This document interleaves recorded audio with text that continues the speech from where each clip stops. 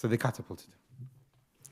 Then they placed Ibrahim or Abraham onto a catapult that was made by a Kurdish man called Hizan, and he was the first person to invent the catapult. Allah caused him to be swallowed up by the earth, and he will be sinking until Yawm al-Qiyamah.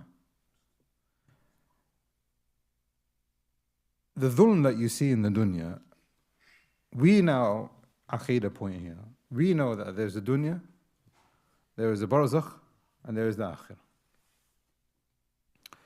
What you see in the dunya, when the person meets his end, he's automatically transferred to the barzakh. Automatically. I'm not encouraging you to go out and look at these images. Some of the ulama have said that you shouldn't be looking at these images, but I'm just saying that if you ever come across anything that you have seen, children, etc., people being burnt alive, etc., in the dunya, this is abhorrent. This is dhulm. It has to be stopped. But this person now has immediately gone to the life of the barzakh. This person now, you think, okay, now he's in his grave.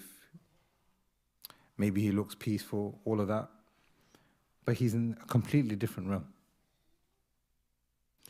But it could be the other way around. You see a man, he's been burnt alive. His house has fallen on top of him. He's not done anything wrong. The Zalimeen have come and they've oppressed him in this manner. Khalas, you see his body now and you think, subhanAllah, this is just terrible. But where is he? He is in the barzakh. We have to have yaqeen in this.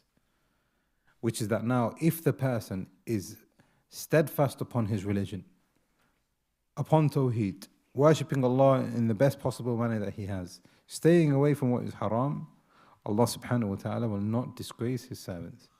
And this is a promise from him, subhanahu. From a Lord who speaks the truth, and from a Lord who is able to do all things. You're looking at this and you're thinking, wow, this is crazy. How has this happened? Been burnt alive. But this person could be in a Jannah that none of us have ever experienced. And the proof is also here in front of us. This man, he made the catapult. He died, normal death. They buried him. But look what happens in his barzakh. Continues to be swallowed until Yawm al-Qiyamah. This is what the author is saying.